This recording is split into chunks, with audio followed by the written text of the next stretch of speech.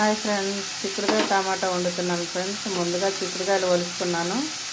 నూనెలో చిక్కుడుకాయలు వేసుకొని చిక్కుడుకాయలతో పాటు ఉల్లిపాయ పచ్చిమిర్చి కూడా వేసేసాను. ఉల్లిపాయ ముక్కలు కూడా కడిగేసుకున్నాను ఫ్రెండ్స్. ఎందుకంటే కొంచెం ఇప్పుడు వచ్చే ఉల్లిపాయలు ఎండకి ఎండకుండా స్టోరేజ్లో ఉంచుతున్నారు కాబట్టి కాటికాయలాగా అయిపోతున్నాయి ఫ్రెండ్స్.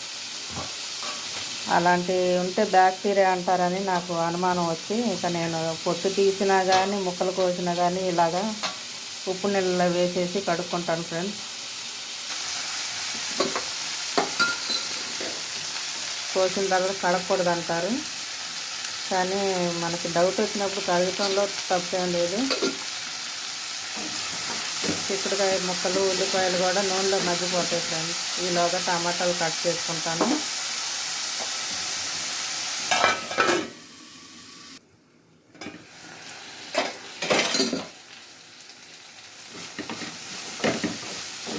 సిమ్లో పెట్టాను ఫ్రెండ్స్, అందుకే కొంచెం లేట్ అయ్యిద్ది. నిదానంగా అయినా సరే కమ్మగా ఉండాలంటే కొంచెం టైం తీసుకుంటుంది ఫ్రెండ్స్. కొంచెం అల్లం వెల్లుల్లి పేస్ట్ వేసాను. ఈ చిక్కుడుకాయలు చెట్టి ఫ్రెండ్స్, చెట్టుకాయలు నాటుకాయలు అనమాట, చెట్టి. మూత పెట్టుకొని మళ్ళీ సిమ్లో పెడతాను ఫ్రెండ్స్. టమాటాలు తీసుకొని వేసుకుందాం. తర్వాత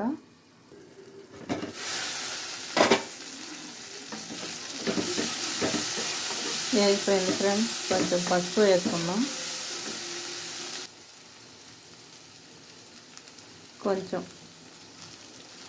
పావు టీ స్పూన్ ఫ్రెండ్స్ పసుపు కలుపుకున్న తర్వాత కారం కలుపుకుందాం. ఇలాగే ఫ్రై లాగా ఉంచేసుకొని సైడ్ డిష్గా పప్పుచారులోకి రసంలోకి అయితే చాలా బాగుంటుంది ఫ్రెండ్స్. ఇప్పుడు కొంచెం కారం వేసుకున్నాము. ఒక స్పూన్ సరిపోతుంది ఫ్రెండ్స్, ఎందుకంటే తక్కువే ఉన్నాయి కాబట్టి కాయలు సరిపోతుంది. కలుపుకొని ఇప్పుడు టమాటా ముక్కలు వేసేద్దాం ఫ్రెండ్స్. నా స్టైల్లో నేను వేస్తాను ఫ్రెండ్స్.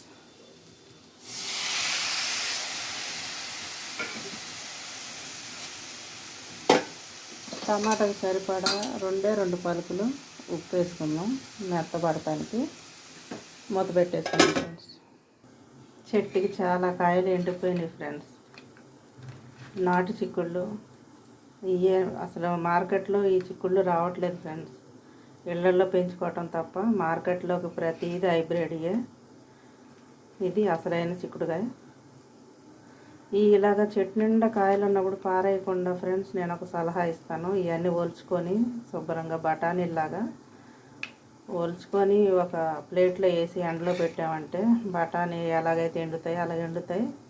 తర్వాత వీటిని నానబెట్టుకొని మనం గుగ్గిళ్ళలాగా తాలింపు వేసుకోవచ్చు. మళ్ళీ చిక్కుడుకాయ పిక్కల కూరలాగా వండుకోవచ్చు ఫ్రెండ్స్.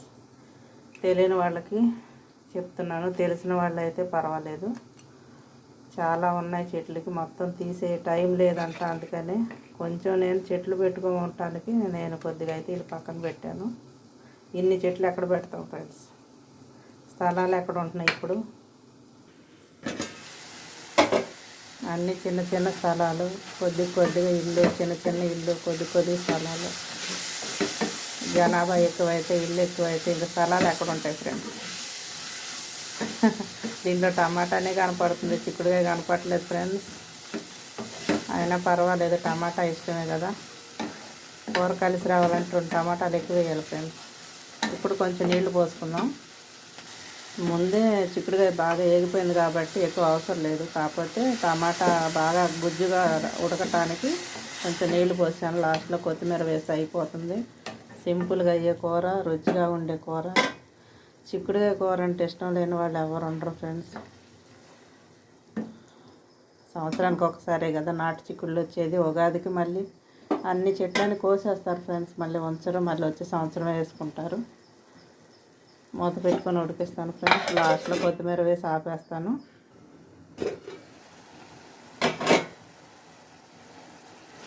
అయిపోయింది ఫ్రెండ్స్. కొత్తిమీర చల్లి తీసేస్తాను.